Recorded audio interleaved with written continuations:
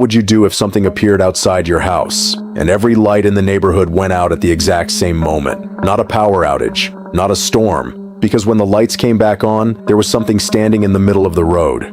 Something that hadn't been there before, and that wasn't the only encounter. Tonight we're going into 3 terrifying UFO encounters where the witnesses all made the same mistake. They stayed long enough to see what was coming closer. Story 1. The light above the empty road. The night it happened, Daniel was supposed to be home before midnight. That was the original plan. He had spent the evening helping his older brother move furniture into a new apartment, and by the time they finished, it was already getting late. Daniel lived about 40 minutes away. Most of the drive was easy. The problem was the last 10 miles. His house was located in a small rural town, and the road leading to it cut through miles of farmland. No gas stations, no houses, no street lights, just a narrow 2-lane road surrounded by fields and occasional patches of trees. Daniel had driven it hundreds of times. That night, however, something felt different almost immediately. At first, he blamed it on being tired. It was a little after 1 in the morning, and he had been moving furniture all evening. The radio was playing quietly as he drove, and outside his headlights, everything was completely black. Then the radio stopped. Not faded out. Stopped. The music disappeared in the middle of a song. Daniel looked at the screen. The display was still on. The station was still selected, but there was no sound. He turned the volume up. Nothing. He changed the station. Still nothing. Then he noticed something else. There were no insects, no frogs, no sound coming through the slightly open window. The entire countryside had gone silent. Daniel closed the window. That was when he saw the light. At first, he thought it was a helicopter. It was directly ahead of him, maybe a mile down the road. A bright white light hovering above the trees. He slowed down. The strange thing was that the light wasn't moving. There was no visible beam, no blinking navigation lights. Nothing that made it look like a normal aircraft. It was just there, perfectly still. Daniel kept driving. As he got closer, the light appeared to grow larger. He expected it to eventually move away. Instead, it remained in the same place. Then his headlights flickered. Once, twice, and went out. Daniel slammed on the brakes. For maybe 2 seconds, he was driving in almost complete darkness. Then the headlights came back, but the light in the sky was gone. Daniel sat there with both hands gripping the steering wheel. He considered turning around. Instead, he kept going. He later said that was the decision he regretted most. About 5 minutes farther down the road, his phone lost service. Then his dashboard clock began flashing. The time had changed. One moment it read 1:17. The next moment it displayed 1:03. Daniel stared at it. He actually laughed, not because anything was funny, because his brain couldn't come up with another reaction. He reached for his phone to check the time. No signal, no internet, nothing. Then something hit the roof of his truck. Hard. Daniel jumped. It sounded like someone had dropped a heavy object directly above him. He immediately pulled over. He looked through the windshield. Nothing. He looked in the rearview mirror. Nothing. For several seconds, he sat there debating whether to get out. Finally, he opened the door. The road was empty. The fields were empty. Above him, the sky was completely clear. Daniel walked around to the back of the truck. There was nothing on the roof. No dent, no branches, no animal, nothing. Then he heard a clicking sound. 3 clicks. From somewhere inside the field. Click, click, click. Daniel froze. He pointed his phone toward the darkness and turned on the flashlight. The beam barely reached the edge of the road. Then the clicking happened again, closer. This time, Daniel didn't wait. He jumped back into his truck and locked the doors. As soon as the engine started, every electrical system inside the vehicle shut off. The dashboard went black. The headlights disappeared. The radio turned off. Even the engine died. Daniel tried starting the truck again. Nothing. Then the interior lights came on by themselves. The door locks began unlocking. Lock, unlock, lock, unlock. Daniel grabbed the lock and held it down. The clicking continued outside. Closer, closer. Then it stopped. Daniel slowly looked toward the driver's side window. Something was standing on the other side of the road. At first he thought it was a person. It was tall and extremely thin, but something about the shape was wrong. Its arms appeared too long. Its head looked strangely narrow, and Daniel couldn't see a face. It was standing perfectly still, watching the truck. Then a second figure appeared behind it. Daniel started screaming and pounding on the steering wheel, trying to get the truck to start. Nothing happened. The 2 figures didn't move, but suddenly the field behind them lit up. Not like lightning, this was a soft blue-white light. The entire field became visible, and Daniel finally saw what had been making the clicking sound. There were dozens of figures, standing silently in the grass, all facing the truck. Daniel later said he couldn't remember clearly how long he sat there. It might have been seconds. It might have been longer. Then every figure turned toward the sky. At the exact same moment, a sound came from above, a deep vibration, not loud, but powerful enough that Daniel felt it in his chest. He looked through the windshield.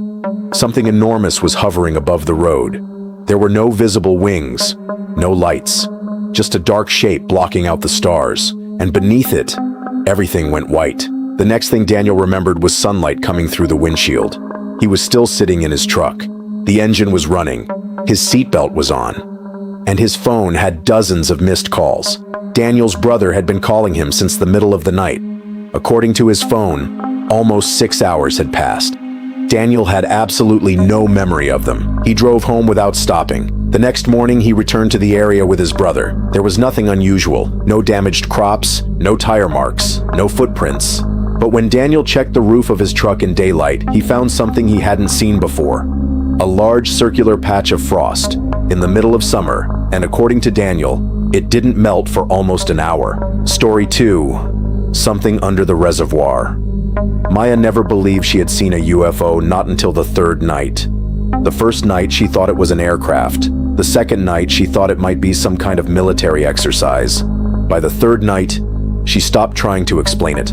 Maya worked as a caretaker at a small fishing lodge near a mountain reservoir. During the summer, the lodge was busy.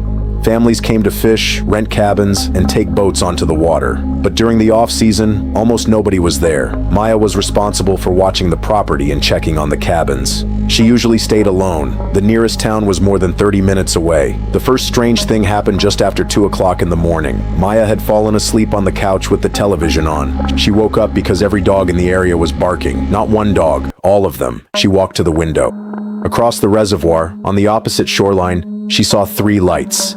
They were low, almost touching the surface of the water. At first, they looked like boats, but there were no boats allowed on the reservoir after dark, and the lights weren't moving like boats. They were moving in circles, perfect circles, each one following the other. Maya watched them for almost 10 minutes. Then all 3 lights disappeared beneath the water. She stared at the reservoir. Nothing came back up. The next morning, she mentioned it to one of the maintenance workers. He laughed and suggested she had seen fishermen. Maya accepted that explanation, until the following night. At almost the same time, the lights returned, except this time there were 5. They appeared much closer. Maya immediately grabbed her phone and began recording. The video started normally. You could see the dark reservoir, the lights hovering above the water. Then the screen suddenly went completely black. Her phone shut off. When she turned it back on, the lights were gone. The video file was corrupted. Maya barely slept. The following evening, she considered leaving. Instead, she convinced herself she was overreacting. Maybe there really was a rational explanation. At 1:45 in the morning, she made coffee and sat near the window. She waited. Nothing happened. 2 o'clock passed. Still nothing. By 2:20, she started feeling foolish. Then the entire reservoir began to glow. Not brightly. At first. The water beneath the surface slowly became illuminated by a pale green light. Maya stood up. The glow was moving. Something was traveling beneath the water, and it was coming directly toward the lodge. Maya backed away from the window. The water became brighter, closer, closer, until the glow reached the shoreline. Then it stopped. Everything became dark again. For almost a minute, nothing happened. Maya thought it was over. Then she heard footsteps outside, slow, heavy, walking across the wooden dock. One step, then another. Maya locked the door. The footsteps stopped directly outside. She waited. Nothing. Then someone knocked 3 times. Maya didn't move. Another 3 knocks. She looked through the peephole. Nobody was there. The knocking started again. This time it came from the kitchen window. Maya ran toward the back of the lodge. Another knock. Now from the bedroom window. She was surrounded. Maya grabbed her keys and ran toward her car. But when she opened the front door, she stopped. There was something floating above the reservoir. It was enormous, a dark circular shape hanging just above the water. The object made no sound. Beneath it, the surface of the reservoir was rising, not waves, the entire surface. Water was lifting upward toward the object. Maya stood frozen. Then something appeared inside the water. A face. At least that's what she thought it was. For 1 second, something pressed upward beneath the surface, a pale shape, 2 dark circles. Then it disappeared. Maya ran to her car. She started the engine, the headlights came on, and suddenly, the object above the reservoir lit up. A blinding white light. Maya covered her eyes. When she looked again, the object was gone. The water had returned to normal, and the footsteps had stopped. She drove away that night and didn't return until morning. The lodge manager later checked the property. He found no footprints, no damage, nothing missing. But there was one thing. Every boat tied to the dock had been moved. Not slightly. They were all facing the exact same direction, toward the center of the reservoir. Maya quit the job less than a week later. But what still bothers her isn't what she saw in the sky. It's what she saw beneath the water, because she believes the object wasn't leaving. She thinks it was taking something with it. Story 3. The campsite that lost 4 hours. Ethan disappeared for 4 hours. The problem was, he never went anywhere. At least, that's what he thought. Ethan and 3 friends had gone camping in a remote forest during the fall. They chose the location because it was far from the main campground. No cabins, no nearby roads, no other campers, just a small clearing surrounded by thick pine trees. They had spent the first day hiking and fishing. By nightfall, they were exhausted. They built a fire and stayed up talking. Around midnight, 2 of Ethan's friends went inside their tents. The 3rd stayed by the fire. Ethan decided to take a short walk. He wasn't going far. There was a small ridge nearby where he could get a better view of the sky. He brought a flashlight, his phone, and a jacket. The walk should have taken less than 10 minutes. As Ethan climbed the ridge, he noticed something strange. The forest was glowing, not the whole forest. Just one section in the distance. A faint orange light was shining through the trees. He assumed it was another campsite, but there shouldn't have been anyone else out there. Ethan decided to investigate. The closer he got, the quieter the forest became. Eventually, he couldn't hear his own footsteps over the leaves. No wind, no insects, no animals, nothing. Then his flashlight died. The batteries had been replaced that afternoon. Ethan hit it against his hand. Nothing. He pulled out his phone. The screen turned on, but there was no service. Then the orange light disappeared. Ethan turned around and realized he couldn't see the ridge anymore. He had no idea which direction he had come from. He began walking. A few minutes later, he heard someone whisper his name. Ethan. He stopped. One of his friends must have been looking for him. Ethan. This time, the voice came from behind him. He turned around. Nothing. Then his phone began vibrating. He looked at the screen. There was an incoming call from his own number. Ethan stared at it. His number was calling him. He didn't answer. The phone continued ringing, then stopped. A second later, a notification appeared. One new voicemail. Ethan pressed play. At first, there was only static. Then he heard himself breathing, heavy breathing, and underneath it, a low humming sound. The voicemail ended. Ethan didn't know what to do. He started walking faster. Then he saw the orange light again. This time, it was directly ahead. He moved closer and stepped into a clearing. In the middle was a perfectly circular area of bare ground. No grass, no leaves, nothing. Hovering above it was a small object, maybe the size of a car. It was dark and oval-shaped. A faint orange light moved slowly around its edge. Ethan immediately dropped his phone. The object was completely silent. Then it moved. Not forward, not upward. It simply appeared closer. One moment, it was 20 feet away. The next, it was directly in front of him. Ethan tried to run, but his body wouldn't move. He said it felt like every muscle in his body had suddenly become heavy. Then he heard the whispering again. Except this time, there were multiple voices, and they weren't saying his name. They were repeating something else, over and over. Look up.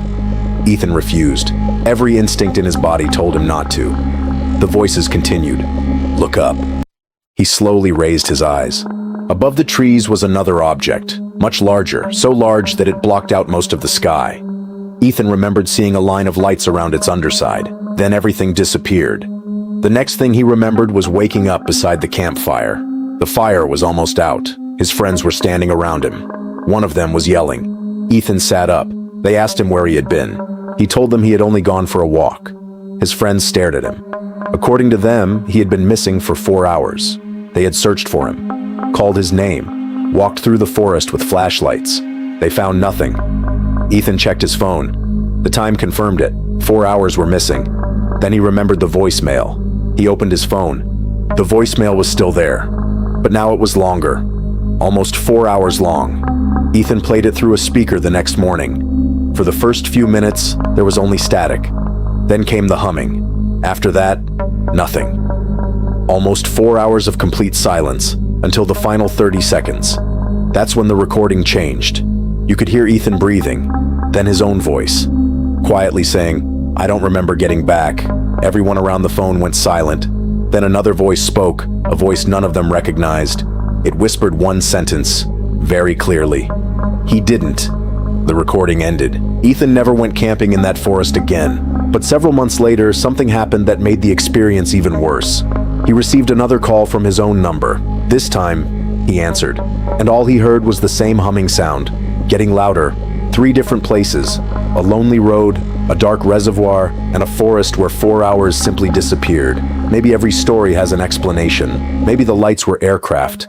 Maybe the figures were people. Maybe the missing time was nothing more than fear and confusion. But there's one question that keeps coming back. What happens when the thing you see in the sky isn't just passing overhead? What happens when it notices you looking? And if you've ever seen something in the sky that you still can't explain, leave a comment. Because sometimes the strangest stories aren't the ones people tell you. They're the ones people are too afraid to tell anyone. Subscribe for more terrifying encounters, unexplained disappearances, and stories that get darker the longer you think about them. And before you turn off the lights tonight, look outside one more time. Just make sure nothing is looking back.